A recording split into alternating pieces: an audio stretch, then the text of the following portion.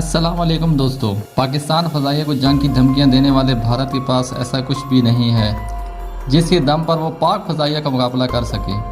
अल्हम्दुलिल्लाह पाकिस्तान मुल्क की सतह पर तैयार होने वाला लड़ाका तैयार JF-17 भारत के तमाम लड़ाका तैयारों को अकेला ही मात देने की सलाहियत रखता है। भारत राफेल की आमद पर पाकिस्तान को जंग की धमकी ना दे, क्योंकि भारतीय राफेल तैयारों को पाकिस्तान के पुराने जंगी जहाज मिराज भी मार गिराने की सलाहियत से लहज है। भारत की सबसे बड़ी न्यूज़ वेबसाइट BBC हिंदी ने भारतीय फ़ज़ाइया और मीडिया के होस्ट ठिकाने लगा दिए। आज के इस वीडियो में हम आपको इसी के बारे में बताने वाले हैं। मज़ीद वीडियो में जाने से पहले मेरा चैनल SK पॉइंट को सब्सक्राइब करें, साथ में दिए गए बेल आइकन को भी प्रेस कर दें ताकि आपको इस तरह की और इन्फॉर्मेटिव वीडियो मिलती रहे। दोस्तों, 5 राफेल तैयारों की खेप आने के बाद पूरे भारत ने आसमान को सर पे उठा लिया है। खासकर भारतीय मीडिया तो ऐसे रिएक्ट कर रहा है जैसे भारत जिंदगी में पहली मरतबा जंगी जहाज देख रहा है। भारतीय मीडिया की इन हरकतों को पूरी दुनिया में खूब मजाक का निशाना बनाया जा रहा है और भारतीय न्यूज़ BBC हिंदी की जानिब से एक दावा सामने आया है कि भारत राफेल तैयारों के दम पर पाकिस्तान को जंग की धमकियां ना दे, क्योंकि पाकिस्तान के पास भी फ्रांसी साख्ता जंगी जहाज मौजूद हैं जिनकी टेक्नोलॉजी तकरीबन राफेल तैयारों की तरह ही है। और इसके अलावा भी पाकिस्तान के पास अमेरिकन साख्ता F-16 जंगी जहाज भी मौजूद है